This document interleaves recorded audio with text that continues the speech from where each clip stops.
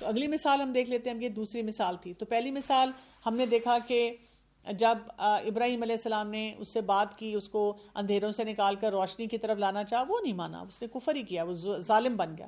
دوسری مثال میں ہم نے دیکھا کہ جب ایک ان کے ذہن میں سوال آیا تو اللہ تعالیٰ نے ان کو سکھانے کی کوشش کی اور وہاں سے وہ فوراً سمجھ گئے.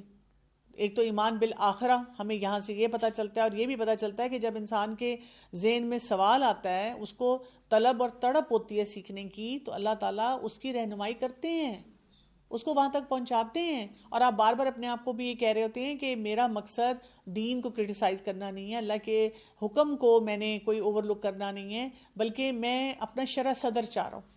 پھر اس کے بعد تیسری مثال آ جاتی ہے. وَإِذْ قَالَ إِبْرَاهِيمُ، اور جب کہا ابراہیم علیہ السلام نے، ربی ارنی کیف تحیی الموتیٰ، اے میرے رب دکھا مجھے کس طرح تو زندہ کرے گا مردوں کو. بڑا ہی ڈیفیکلٹ کوشچن پوچھ لیا ابراہیم علیہ السلام نے کہ میں دیکھنا چاہتا ہوں، یعنی عین الیقین انہوں نے مانگا تھا. قال اولم تؤمن، فرمایا کیا بھلا تم ایمان رکھتے. دیکھیں کبھی کبھی ہوتا ہے کہ انسان جاننا چاہ رہا ہوتا ہے. اب میں بتا رہی ہوں نا، ہم فوراً کسی نہ کسی کو لیبل کر رہے ہوتے ہیں کہ تم گناہ گار ہو، تم اچھے ہو، تم برے ہو. ہماری ججمنٹس بہت جلدی آتی ہیں. ہمیں نا بہت نیوٹرل رہ کر بہت سے معاملات کو ڈیل کرنا ہوتا ہے. جب تک ہم نیوٹرل نہیں ہوں گے، ہم لوگوں کے بارے میں بھی کہتے ہیں اس نے جان کے ہی پوچھا ہے. اب انہوں نے جواب کیا دیا، قال بلا ولکن لیطمئن قلبی، کیوں نہیں، اس نے کہا کیوں نہیں، لیکن تاکہ مطمئن ہو جائے دل میرا. اچھا اب آج کل کے ہم جو بچوں کو دیکھیں نا، یوتھ کو دیکھیں، یہ بہت سوال پوچھتے ہیں. کیوں؟ اس لیے کہ یہ بہت پریشان ہے. ان کے دل میں نا یہ نہیں ہے، اطمینان نہیں ہے، اطمینان قلب نہیں ہے. کیوں نہیں ہے؟ اس لیے کہ یہ سوشل میڈیا سے اتنے زیادہ لگے ہوئے ہیں، اور سوشل میڈیا ان کو تباہ کر رہا ہے، ان کو ایسی ایسی آئیڈیالوجیز دے رہا ہے. اس دن میری اپنی کولیگ سے بات ہو رہی تھی کہ اس وقت بہت سے سوشل میڈیا انفلوئنسرز یا ایسے سو کالڈ اسکالرز ہیں جو کہ اوتھینٹک نہیں ہیں، لیکن اگر آپ ان کا کوئی لیکچر سنیں نا، لوگ ایسی بات کہتے ہیں مجھے، آپ نے فلاں کو سنا، میں کہتی ہوں نہیں سوری، میں تو نہیں سنتی، میں اپنے آپ کو بچا کے رکھتی ہوں بہت سے ایسے اسپیکر سے. تو مجھے جواب یہ ملے گا کہ نہیں آپ سنیں، بڑی انہوں نے اچھی بات کی ہے. اچھا وہ کیا کرتے ہیں، تھوڑی سی بات تو بہت ہی اچھی مزیدار سی ہوگی، اور اس کے بعد کیا ہوگا، 2-3 جملے ایسے آئیں گے جو عقیدے کے یا قرآن کے جو بیسک فاؤنڈیشن پرنسپل ہیں ان کے مخالف ہوں گے. آپ ان کو پک ہی نہیں کر پائیں گے، آپ وہاں پہ پھر پریشان ہو جائیں گے. تو ہمیں یہاں پر یہ بہت زیادہ دیکھنا ہے کہ ہم اپنے ایمان کو ایک تو پختہ کرنا چاہ رہے ہوں، اور دوسرا یہ کہ ہم اپنے بچوں کو صحیح اوتھینٹک سورسز سے خود کنیکٹ کریں، ان کے دل کو اطمینان دیں. اگر بچہ کنونس نہیں ہے، اگر وہ کسی بات پہ آپ کے پاس آتا ہے تو تھکے نہیں، پریشان نہیں ہو کہ پھر تم نے آ کے وہی بات شروع کر دی. 100 دفعہ بھی بچہ آئے تو آپ اس سے کہیں اچھا چلو ہاں ٹھیک ہے، آؤ چلو پھر بات کرتے ہیں، آؤ اس کو پھر ڈسکس کرتے ہیں. پھر اس کے بعد آپ اس کو بھی کہہ سکتے ہیں اچھا چلو تھوڑی سی ریسرچ کرو، اچھا چلو کسی اسکالر کے پاس جاتے ہیں، اچھا چلو بیٹھ کر ہم خود قرآن میں سے اس کا جواب دیکھنے کی کوشش کرتے ہیں کہ اللہ تعالیٰ نے ہمیں کیا بتایا. تو دل کا اطمینان ان کو دیں. ہم ان کو گناہوں کا بوجھ دیتے ہیں. نماز نہیں نہ پڑھی، تمہیں پتہ ہے نا حدیث میں کیا ہے، یہ تو نماز جو ہے کفر اور اسلام کے درمیان حد فاصل ہے. وہ بچہ جو آلریڈی نہیں پڑھ رہا یا کبھی کبھار پڑھ رہا ہے تو کیا ہو جائے گا، وہ کہے گا کہ میں نہیں اس درس پہ آتا، میں نہیں ان کی بات سنتا. ٹھیک ہے، بچوں سے بڑی بڑی غلطیاں ہو جاتی ہیں. کئی دفعہ پیرنٹس میں جا کے کہتے ہیں دیکھیں اس نے عجیب و غریب تصویریں اپنی سوشل میڈیا پہ لگائی ہوئی ہیں. بچے کرتے ہیں ایسی غلطیاں. اب اگر بچہ کرتا ہے اور وہ پریشان ہے تو اب آپ اس کو اطمینان قلب کی طرف لے کر جائیں، اللہ معاف کرے گا. میں جب بھی یوتھ کو پڑھاتی ہوں تو جب بھی ایسی آیات آتی ہیں نا جس میں یہ ہوتا ہے کہ اللہ تعالیٰ کتنا مہربان ہے، اللہ تعالیٰ اسپیشلی معاف کر دیتا ہے، وہ میں ان کو بہت ہائی لائٹ کر کے بتاتی ہوں، کیونکہ میں نے دیکھا ہے وہ بڑے پریشان ہیں. وہ کہتے ہیں ہم سے گناہ ہو رہے ہیں. اور آپ دیکھیں یہی جو ہم بیچ لگا دیتے ہیں نا کہ گناہ ہو رہا ہے، تم سے گناہ ہو رہا ہے، گناہ ہو رہا ہے. یہ بڑے ہو کے شادیاں ہوتی ہیں، خاص طور پہ لڑکیاں، ان کو ہر بات پہ لگتا ہے ہم ہی گناہ کر رہے ہیں، ہم ہی غلط کر رہے ہیں.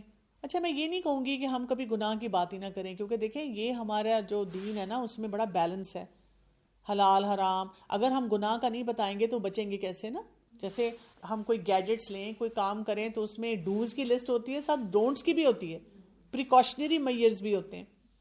لیکن پہلے ڈوز تو بتائیں نا.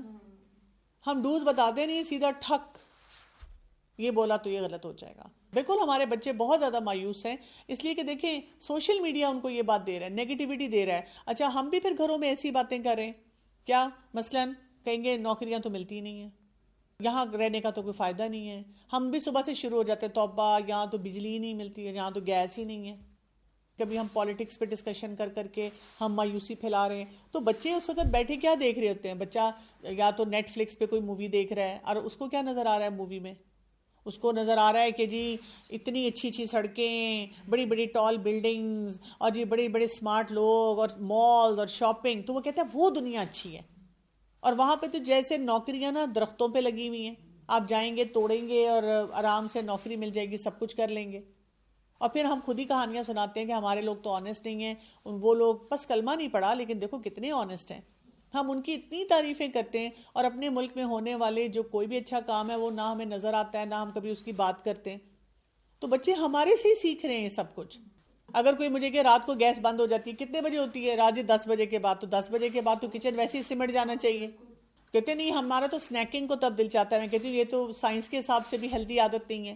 اگر کوئی بچہ کہتا ہے کہ جی یہاں نوکری نہیں ملتی، تو آپ ان کو 2-3 کانسیپٹ دیں نا. پہلا یہ ان کو کہیں کہ اللہ الرازق ہے، اللہ سے مانگو، نماز پڑھو، دعائیں کرو، ٹھیک ہے نا؟ تمہاری نوکری نہیں، امی آپ کریں نا، آپ میرے لیے نماز پڑھیں. آپ کے بیٹا میں تو ہر وقت پڑھتی ہوں اور دعائیں بھی مانگتی ہوں، لیکن تمہارا کام ہے نا، تمہارا ایک پرسنل ایک کمٹمنٹ ہونا چاہیے اللہ تعالیٰ کے ساتھ کہ مجھے یہ چیز چاہیے، اللہ تعالیٰ میری مدد فرمائیں. رزق اللہ نے دینے. بچوں کو ہارڈ ورکنگ بنائیں، سٹارٹ اپ اپنا کریں. آج کل آپ دیکھیں گھروں میں لڑکے خاص طور پہ 2-2 سال 3-3 سال عام زبان میں کہتے ہیں نا ویلیاں مار لیں گے، سوئے رہیں گے، کام نہیں کریں گے، کہیں گے کہ جی. اور پتہ ہے مائیں کئی دفعہ کہتی ہیں دیکھیں میرے بیٹے نے MBA کیا ہوا ہے، اب وہ 30-40 ہزار کی نوکری تو نہیں کرے گا نا، کم از کم 1,00,000-1.5 لاکھ کی نوکری ہونی چاہیے. اور وہ جو MBA والے سر ہیں وہ سوئے ہوئے، اور ان کی بیٹیاں جو ہیں جنہوں نے چاہے بیچلرز کیا ہوا ہو یا FA کیا ہوا ہو، وہ نوکریاں کر رہی ہیں. گھر کا پورا نظام وہ چلا رہی ہیں، اور وہ خود بھی فرسٹریٹ ہو رہی ہیں کہ جی یہ میرا رول نہیں ہے. اللہ نے تو نہیں یہ رول عورت کے لیے ڈیفائن کیا ہوا کہ وہ نوکریاں کرے، وہ گھروں کو چلائے. میم میں نے یہ پوچھنا تھا کہ کچھ لوگ کہتے ہیں کہ جن کی نوکریاں نہیں ہوتی، وہ جو لوگ میرڈ ہیں وہ کہتے ہیں کہ عورت کے نصیب سے رزق آتا ہے، تو اگر عورت کے نصیب میں نہیں ہے تو اس کو دوسری شادی کروا دے تاکہ اس کے نصیب میں رزق آ جائے. کیا یہ صحیح ہے؟ رزق جو ہوتا ہے نا ہر شخص اپنا لے کر آتا ہے. پہلی بات تو ہمیں یہ سمجھنی ہے، ٹھیک ہے؟ جو قرآن کی آیات ہیں کچھ ہمیں بتاتی ہیں کہ یعنی جو لوگ شادی اس لیے نہیں کرتے کہ جی ہم افورڈ نہیں کر سکتے، تو ان کے لیے کہا گیا ہے کہ اس میں برکت ہوتی ہے شادی میں. لیکن یہ کہ اپنے نکمے پن کو نا اللہ تعالیٰ کی طرف شفٹ نہیں کرنا چاہیے. ایک ہوتا ہے کہ انسان محنت کر رہا ہے اور اس کو لیٹس سے کہ کوئی بھی بزنس میں لاس ہو رہا ہے، کچھ اور رہا ہے. ایک ٹریک ریکڈ یہ ہے کہ جی وہ کام ہی نہیں کرتا. میرے پاس بہت سے ایسے کیسز آتے ہیں جن میں بیویاں کہتی ہیں بہت محنت کرتے ہیں بس پتہ نہیں کیوں نوکریاں بڑی عجیب ہیں. کیا ہوتا ہے جی بار بار نکال دیتے ہیں. میں کہتی ہوں اگر آپ کے ہسبینڈ اتنے کمپیٹنٹ ہوتے، اتنے فوکسڈ ہوتے، اتنے ذمہ دار ہوتے تو کوئی بھی نہ نکالنا چاہتا. ذمہ دار لوگوں کو ہمیشہ لوگ رکھتے ہیں. ہاں کسی کی کبھی کوئی ہارڈ لک ہو سکتی ہے، لیکن اگر وہ محنتی انسان ہے وہ پھر بھی کچھ کر لیتا ہے. ان سے کہ شادی کرنی ہے تو آپ ویسے ہی شادی کر لیں، اور ضروری نہیں ہے آپ کو کیا پتہ ہے کہ اس کے ساتھ کتنا رزق لکھا ہوا ہے. تو ایسی بات نہیں ہونی چاہیے. بات یہ ہوتی ہے کہ جو رزق کے اور اسباب ہیں، دعا آپ کتنی مانگ رہے ہیں، صدقہ آپ کتنا دے رہے ہیں، برکت کے لیے آپ کتنے کام کر رہے ہیں، والدین کی کتنی خدمت کر رہے ہیں، صلہ رحمی کتنی کر رہے ہیں.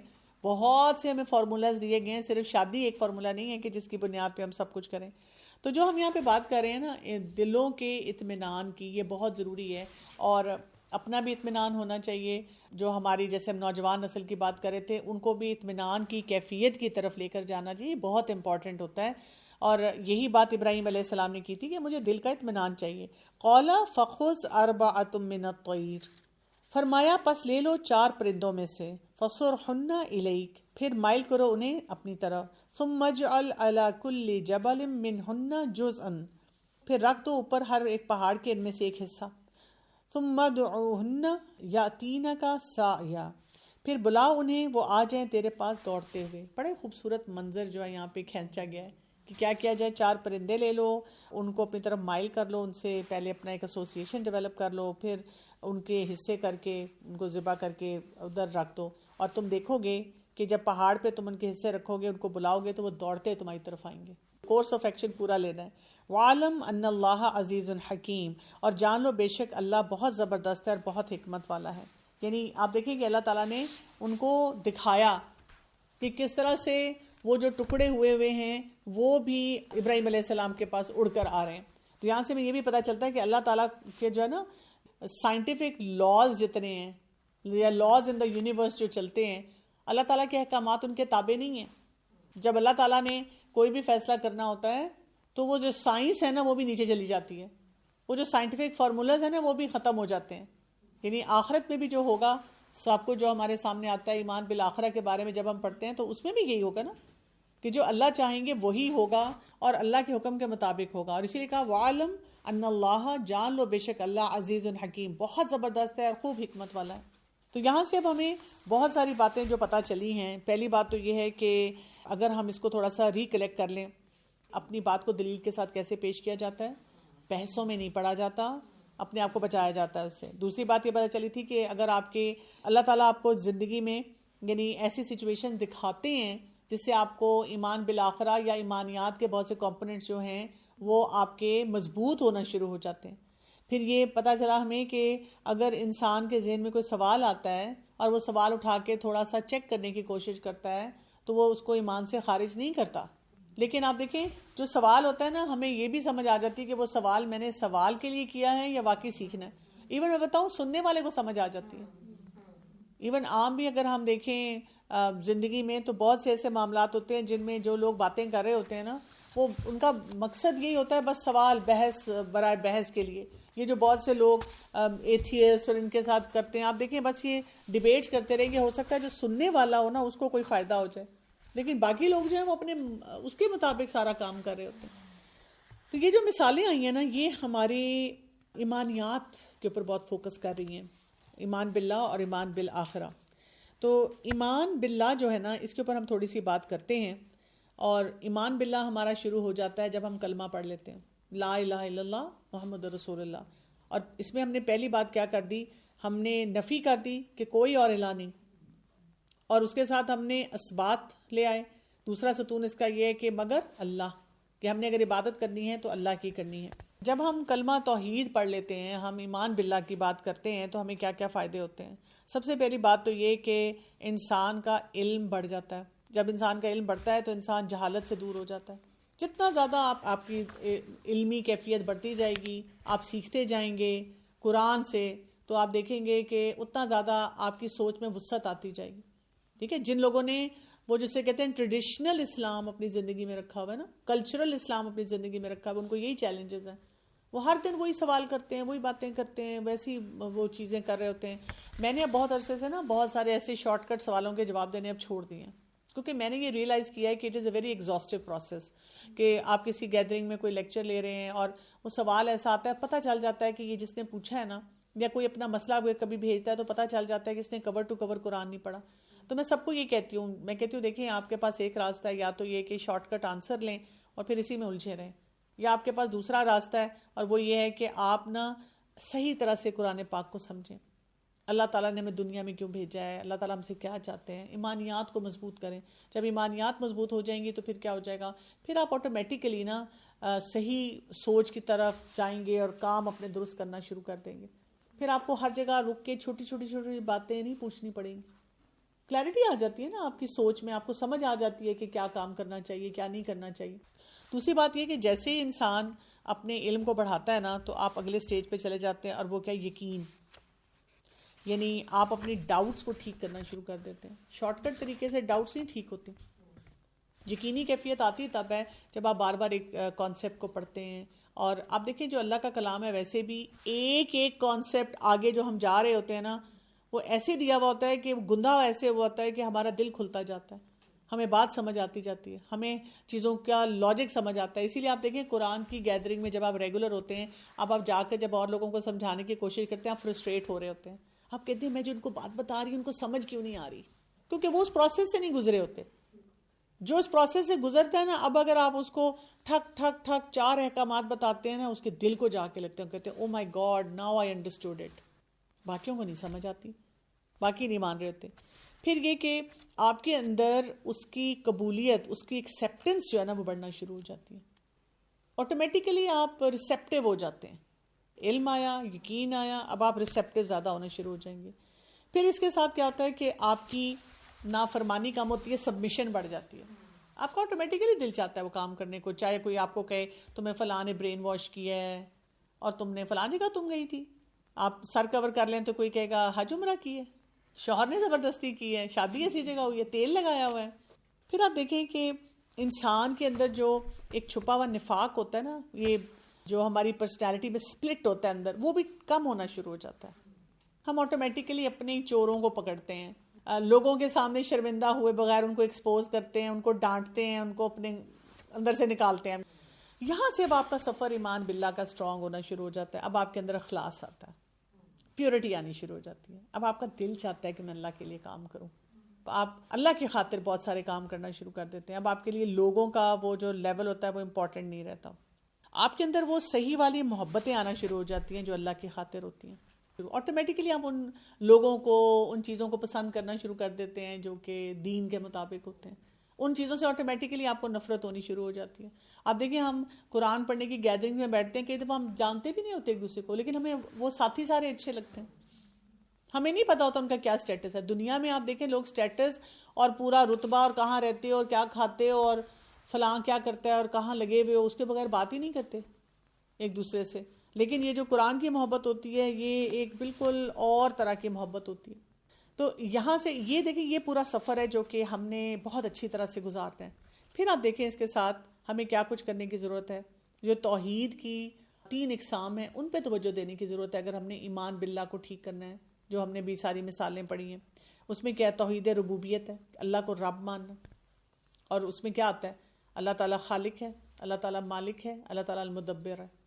اللہ تعالیٰ نے سب کچھ پلان کیا ہے, اللہ نے سب کچھ بنایا ہے. یہ گیم ہی ساری اللہ کی ہے. ہم کون ہوتے ہیں اللہ کو کوشچن کرنے والے؟ ہم نے تو بس جو ہمیں بتا دیا گیا, اتنا آسان طریقہ دے دیا گیا, اس پہ کام کر لو, ہم وہ کام کر لیں. مزے کرنے ہیں تو مزے کے لیے وہ اللہ نے جنت بنائی ہے, اسی لیے بنائی ہے کہ وہاں پہ مزے کرنا سارے. تو ہم وہاں پہ مزوں کے لیے سارے کام کرتے ہیں. اگر آپ کو کوئی پوچھے اچھا تم لوگ صرف جنت کے لیے کرتے ہو, کسی مرد کو پوچھا جائے تم صرف حوروں کے لیے کرتے ہو, کہ ہاں وائی ناٹ, اللہ نے وہ بنایا ہے. جیسے کچھ لوگ کہتے ہیں نا کہ میں تو مطلب جنت کے لالچ میں نہیں کرتی, میں تو بس ویسے ہی کر رہی ہوں. کیوں؟ اللہ نے جنت دی اس لیے کہ اس کا لالچ رکھو. صحابہ کرام بھی اس کا لالچ رکھتے تھے. یہ کانسیپٹ بھی ٹھیک ہونا چاہیے نا.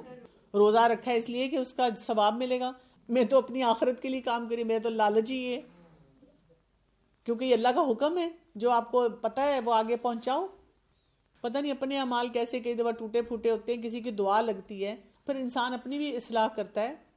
میں اگر آپ کو نہیں پڑھا رہی ہوں گی تو کیا کر رہی ہوں گی؟ گھریلو کسی مسئلے میں پھنسی ہوئی ہوں گی. میں تو کہتی ہوں اللہ تیرا شکر ہے تو نے ہمیں ایسے راستے دیے ہوئے, یہ اخلاص کے ساتھ ہی آئیں گے نا. پھر توحید الوہیت, اللہ کو الہ ماننا کہ پھر اب میں نے عبادت ہی اس کی صرف کرنی ہے. اور پھر یہ کام کیسے ہوگا؟ پھر وہاں پہ توحید کا اگلا کانسیپٹ آ جاتا ہے, اور وہ کانسیپٹ یہ ہے کہ میں نے اللہ تعالیٰ کے ناموں کو جو ہے نا وہ جاننا ہے.